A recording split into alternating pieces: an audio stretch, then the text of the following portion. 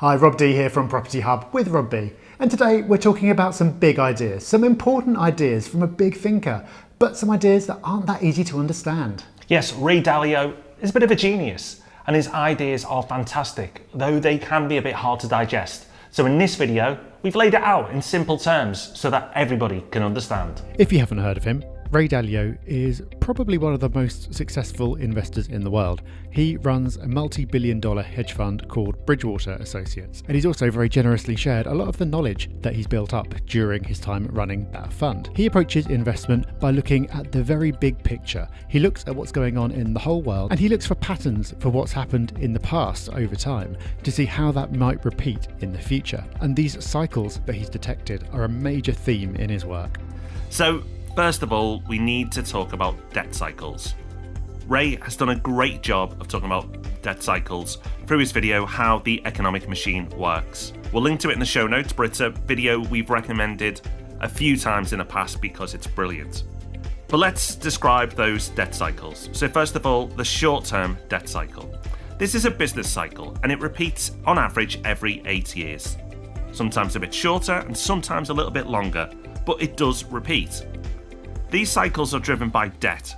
The debt creates expansion creates optimism, but then we become over-optimistic, and then once we've gone too far, this turns into contraction and often a recession. And that's why roughly every 8 years you see a stock market correction. And for most people, this is pretty easy to understand and absorb because it happens over a relatively short space of time. But the bigger deal is the long-term debt cycle. The long-term debt cycle is in many ways more important, but it's also far more poorly understood. The reason for that is it lasts roughly 75 years. And so because of the length of it, most people only see one complete cycle in their lifetimes. So when the end of it comes along, and spoiler, the end is pretty messy, people are surprised when it happens because they haven't seen it happen before. So how does the long-term debt cycle play out? We'll talk through all the stages and then we'll make it a bit more real by talking about how those stages are playing out in the current debt cycle. So at the start of the long-term debt cycle, you've got what's known as hard money. This is money that is backed by something physical, such as gold. What that means is currency is just a representation of a fixed amount of gold that's kept in a vault somewhere. So if the government wants to increase the money supply, the only way it can do that is to actually physically obtain more gold.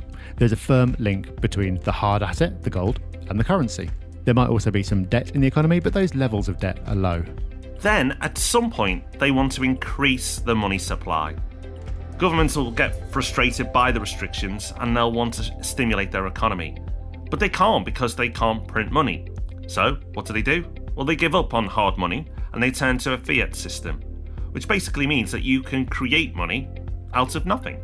Now, sometimes the world will ease into this system. Money is no longer backed by anything, so it's backed by nothing. And if you want more money, well, you can decide to create more money. So governments, or central banks of those governments, can print as much money as they like. So they do. So the government is happily printing money and also issuing debt. That means they get other countries or other individuals to lend them money, which is good for the government because it means they can spend more without having to increase taxes. Eventually, these debts get to a level where they can't realistically be paid back. So what they do at that point is print even more money and use that money to buy back their own debt. So one of the consequences of this is it holds interest rates down and encourages borrowing, which then boosts asset prices, such as property. But this is ineffective in stimulating the real economy. To do that, they need to print and distribute more money. And guess what? They do. Eventually, all this money printing creates inflation. Inflation is a rise in the general prices of goods, or another way of putting it is a fall in the value of the currency. There's more money floating around, so each unit of that currency is worth less when you compare it to goods or services that you might want to buy. When you get inflation, people don't want to hold that currency anymore. And they also don't want to hold any debt denominated in that currency. Why? Because for all the time that they're holding that currency, inflation means that it's becoming worth less in terms of what you can actually do with it. Inflation makes a currency very unappealing to hold. So instead, people get out of this currency and hold their money in the currency of another country or in hard assets like gold, which, as we've seen, are not inflationary. So all this debt that's been accumulated needs to be restructured or forgiven or let go, so everyone can start afresh. Sounds very nice, doesn't it? But it's messy, and history shows us it's messy. And we'll cover what messy could be later in the video. But it's important to know that these cycles go back hundreds, if not thousands of years, and they're even mentioned in the Bible. Ray Dalio has done an incredible job of evidencing this. So it's not him just saying it happens, he's evidenced it happening time and time again. And why does this keep happening? Well, one of the reasons is no single government is in charge for a whole cycle, and often governments are in just for a short period of time. So they're not incentivized to do anything about this, even if they understand it. Which, you may argue, not all governments do. So they're all the stages. But now let's map them on to what's actually played out in real life, to make it a bit more real for you. Let's use the case of the US dollar, because the US dollar is the most important currency in the world at the moment, and it's also a cycle that appears to have got almost all the way through to the end. So the story of the US dollar and the long-term debt cycle this time round starts in 1944. In 1944, there's a conference at Bretton Woods, a very famous event, where various powers got together at the end of the Second World War to decide on a path forward. And at that conference, they decided that the US dollar would become the world's reserve currency. Being a reserve currency means that other countries' central banks decided to hold a large amount of dollars as a common unit of exchange between each other, which makes it the world's most important currency. And at that point, the US dollar was fully backed by gold reserves, exactly like we talked about when we were going through the stages. Each dollar represented a fixed amount of gold that the government actually had in their vaults. Then, by 1971, they were fed up with this system, and the link to gold was broken. So they created the fiat system, which allowed US Federal Reserve to print as much money as it wanted. And many other countries followed suit. Now, it's worth saying that in 1971, it didn't just immediately stop. It was being wound up for many years before that, but the final link to gold was broken by President Nixon in 71. And that was the end of what many people refer to as the gold standard.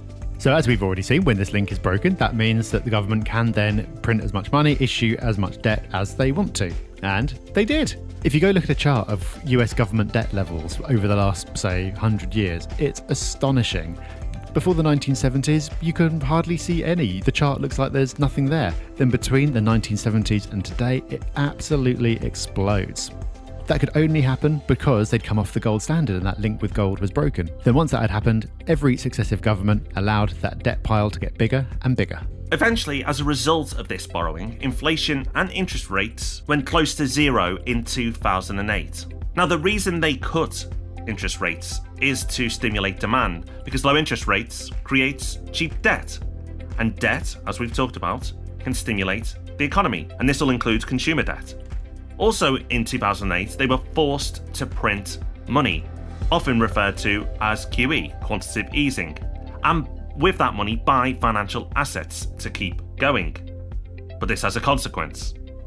Yes, the government buying up financial assets was great for asset prices. Anyone who already owned assets saw the value of those go up and up. But then that brings us to this year, when coronavirus hit. A huge shock to the economy, both on the demand side and the supply side. And understandably, that caused a downturn in the economy. At that point, what could the government do? Well, they couldn't reduce interest rates by much because they were already so low. They could keep on printing money to buy assets, which they'd already been doing, but they did even more of that. But none of that helped the real economy. It helped people who owned assets, but it didn't help normal people who'd been affected by the pandemic. So they then had to print even more money and give it directly to people who need it. You sometimes see this called helicopter money, because it's like someone's going up in a helicopter and just dropping money down on everyone. So in the UK, we've seen this in the form of various policies like the furlough scheme and Eat Out to Help Out. In the US, this went even further, and the US government literally sent a check to almost every taxpayer. In total, it added up to $2 trillion, printed by the government and then sent directly out to individuals. So that's where we are today. So what next? Well, if you follow the template we gave you before, next will be a continuation of asset prices going up, but also severe inflation because of all this money that's been created. And then people eventually deciding that they don't trust the US dollar or dollar-denominated debt anymore because it's simply just not worth anything anymore. And then that could be part of America's global dominance ending. So up to modern day, so far, we've followed the 75-year debt cycle almost to the letter. So what's next? Well, it sounds pretty dramatic, but potentially a new world order. Yeah, what Ray says is that when you get to the end of a long-term debt cycle, there's such a big shakeout. It ends with the world looking fundamentally different. The currency that the world uses, the way economies are organised, the countries that have dominance, that all changes at the end of a cycle. We talked about the current cycle starting in 1944 when the US dollar became the world's reserve currency, and that was the start of a period of major US ascendancy and domination over the world. Prior to that, it was the UK. The UK was the major world power. Going back even further in time, it was the Dutch. The country that has the most world power changes over time. We're very used to it being the US, but because it has been in our lifetimes. But it's not always been that way, and it won't always be that way in future. So here's a quote from Ray Dalio describing how global power changes over time. And this is all linked into the cycle that we've talked about. He says, broadly speaking, we can look at these rises and declines as happening in three phases. First, the ascent phase, which is characterized by the gaining of competitive advantages. Second, the top phase, which is characterized by sustaining the strength, but eventually sowing the seeds for the loss of those competitive advantages that were behind the ascent. And thirdly, the decline phase, which is characterized by self-reinforcing declines in all these strengths. So why does this decline happen? Well, people get lazy or maybe complacent. The country that became the world superpower got there for a reason. It wasn't just by chance or luck. But people get comfy, they get relaxed about their current situation. Productivity levels fall. Other countries look on envious of what the world superpower has and work hard to achieve that status. Wages increase, so it's often more expensive for that country to make stuff. And a large wealth gap will open, and people can begin to turn on each other.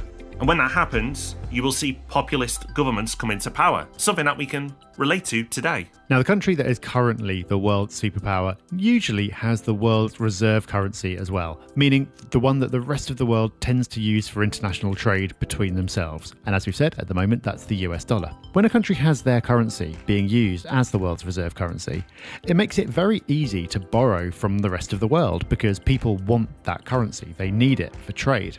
And when it becomes very easy to borrow from the rest of the world, the government tends to do that, a lot of it. And there's a tendency for that borrowing to fuel overconsumption and over-expansion.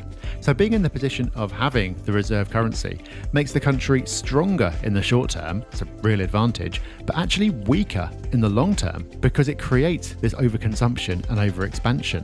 So the US dollar could lose its status as the reserve currency if it has runaway inflation or a painful debt restructuring. Losing the reserve currency status normally follows decline rather than causing it, but it's all part of the loss of dominance by that world superpower. And we're seeing it play out now.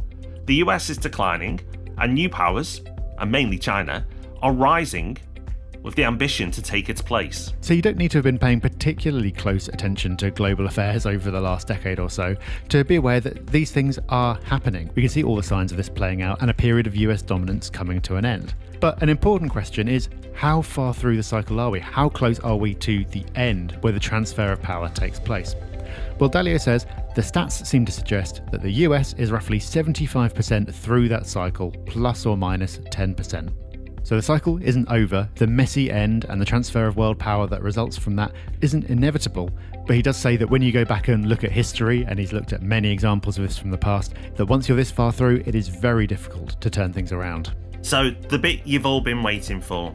What does all this mean for us? So what does it mean if all this does indeed play out as Ray believes it will? What should we as investors do about it? Well, the first thing to note is that it does affect all of us. We've been talking about the US, but what happens in the US affects the whole world, including very much the UK. The messy process of the UK losing its dominance, if that happens, will affect everyone. Now, a big and important question is when? When will this happen? Because if you thought this would happen tomorrow, what would you do? Well, you'd probably just decide to keep everything you've got in cash. Because if it's in cash and everything else starts melting down, then you're not at risk. So keeping your cash safe may sound like the safe thing to do. But if it doesn't happen tomorrow, and it takes, say, another 10 years to play out, well, then you're going to miss out on a decade of asset price growth. and your cash will become worth less over those 10 years because of inflation. So you'll be going into the crash in a much worse position than if you'd been investing. So when will it happen? Well, Ray doesn't believe it will happen tomorrow, and nor do we. As we've already heard, we're roughly 75% through the current cycle, which if you base a cycle on being 75 years, well then we're 15 years plus away. So that's a long time that you can accumulate wealth and get yourself into a much better position for this coming crash. So that's what Ray believes. And if you agree, then what should you do? Well, rather than just holding cash, you should invest, and invest specifically in assets that are scarce and likely to hold their value as things play out. So as inflation kicks in, and as currencies depreciate or perhaps eventually even fail, these assets need to hold their value, or ideally actually grow in value. Now maybe we're biased, perhaps the clue is in the name Property Hub, but we believe property fits well in this scenario because it meets the definition of a scarce asset. There's only so much property, there's only so much land, and there's not going to be any more. And property has real world utility. People will always be willing to pay for quality property because you could use it to live in or work in or store things in. There are other stores of value like gold, but property is unique because people are always going to need it, whatever else is going on. So if you own a property with debt, normally a mortgage, you'll also benefit from inflation because inflation reduces the real value of your debt. You benefit from having your debt inflated away, just like governments do. Now, if the concept of inflation being a good thing and helping you become wealthier is a new concept to you, and I'm sure for many people watching this it will be, then don't worry. We've got a video that will help you not only understand this concept, but then help you take advantage of it. It's called How Property Will Make You Rich in the Long Term. We'll link to it in the description below, but make sure that's your next watch. Now, of course, this is just one viewpoint. Property isn't the only investment that could be suitable for you. And even though Ray Dalio is extremely knowledgeable and experienced, that doesn't mean his predictions are guaranteed to come true. So make sure this video is just the start of your research and not the end. Ray Dalio, great mind, great thoughts, and hopefully that video has helped you understand what he's trying to get across to so many of us. If you've made it this far, you definitely want to subscribe so you don't miss out on videos like this. Yeah, and you don't want to miss the next video that we suggest you watch, which is our interview with Robert Kiyosaki, the author of Rich Dad Poor Dad. He's got some big thoughts about the future as well, so check that one out to see what he has to say. Down the free or mobile application now.